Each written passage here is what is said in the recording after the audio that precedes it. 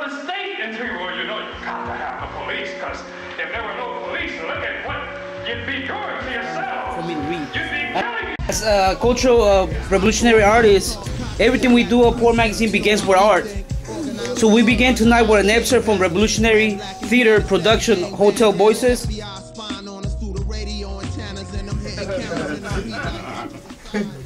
I am the supertenant. Yo soy el superintendente.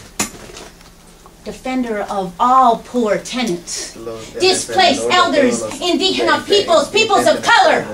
Taken down, taken away, removed, displaced, and no longer remembered. I am supertenant. Menace to all slumlords. I am supertenant. Protecting my fellow poverty scholars from bedbugs and their brothers and sisters, the police perpetrating lion invaders.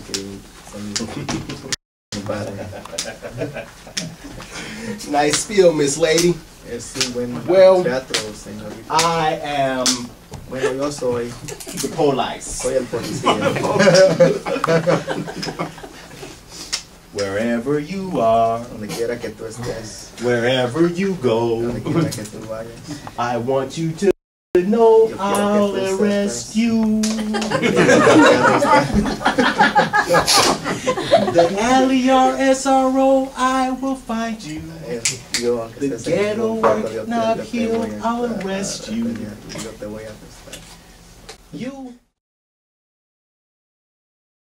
Welcome everybody to Poor Magazine. As you already heard, this is an Indigenous Sacred Circle.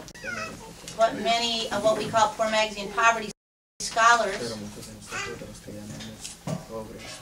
equally lucky and blessed to have, myself included, who are impacted by the system every day in every way.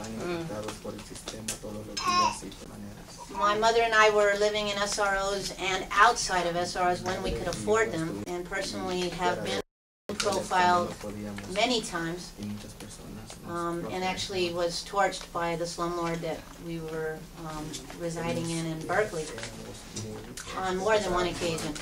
But tonight we are blessed to have not a public pretender, public defender. Yes. So I'd like to start our circle out by hearing a few words from Jeff and give him a round of applause.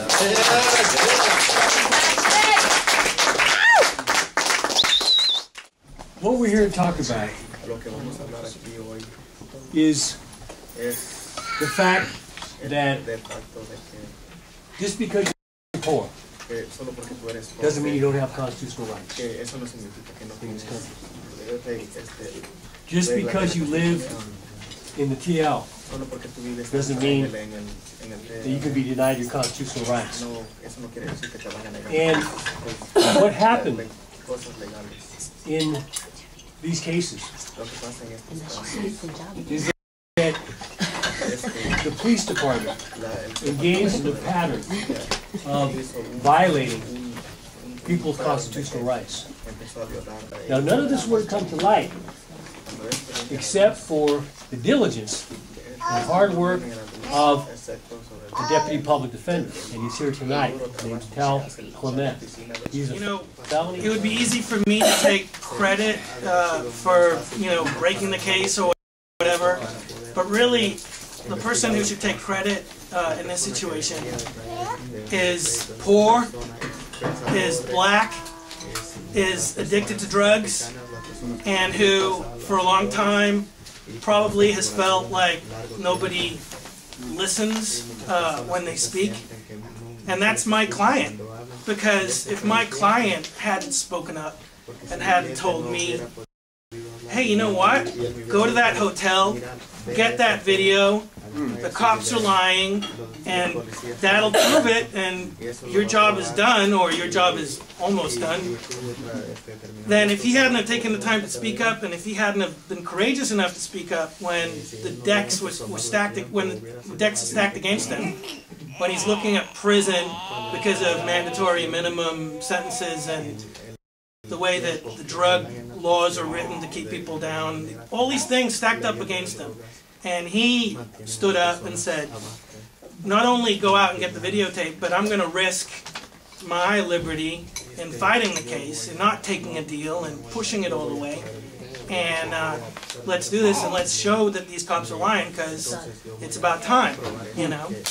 So, first of all, shout out for my client. There was another case that we learned about in February where the police claimed that there was a man who they saw coming to the hotel wearing a white jacket. He said he had a white jacket. And later when they searched the room, of course they found a white jacket with drugs in it. They claimed that that was his. So he was put in jail for 3 weeks. He was facing 5 years in prison. Looked at the videotape, turned out the cop never saw that. The guy was wearing a black jacket. And in fact, he had told the officer, hey, that's not my jacket. But they still put that jacket on him. And he would have been sent up the river had it not been for that video. With reportera en Poverty and Migrant and Indigenous Scholars, Teresa Molina. Mi hijo Marcos tenía 2 años. My son Marcos, he was 2 years old at that time. Y mi hijo tuvo una pelea en la calle. My son had a fight on the street. Eso pasó como a las 3 de la tarde. That happened around 3 Y los o'clock in the policías afternoon. And the police llegaron como a las 12 de la noche a mi casa. And the police came to my house around 12 o'clock midnight. Y nosotros los miramos por la ventana porque estábamos preocupados por mi hijo que no llegaba. And we looked at them through the window because we were worried that my son Y pero yo no sabía que él estaba herido. But I didn't know that he was hurt. Entonces apagamos la luz y cerramos las puertas con llave. We turned the lights off and we closed our doors with locks. Pero ellos empezaron a tocar bien fuerte y dijeron que si no abríamos la puerta la iban a tumbar. And they said that if we wouldn't open the door, that they were going to knock it down. Y estaba yo sola con mis 4 hijos. And I was by myself with my Todos 4 estaban sons. chicos en ese And they tiempo. all were little at that time. Y entonces pues yo me asusté y abrí la puerta. Then I got scared, so I opened the door. Y ellos me pusieron una pistola en la cabeza. And they put the gun in my head. Me dijeron que si no decía dónde estaba mi hijo me iban a matar. And they told me that if I wouldn't tell them where my son was, they were going to kill me. Yo les dije que yo no sabía dónde estaba mi hijo, que yo estaba preocupada también por él. And I told them that I didn't know where my son was, that I was worried about my son. Y ellos se metieron y esculcaron, se llevaron fotos de mi hijo, hicieron lo que les dio la gana y mis hijos todos temblando porque creían que me iban a matar. Y es bien terrible lo que la policía hace porque yo les pedí un papel para entrar a mi casa y dijeron que no era necesario. No es necesario, tu hijo es un delincuente.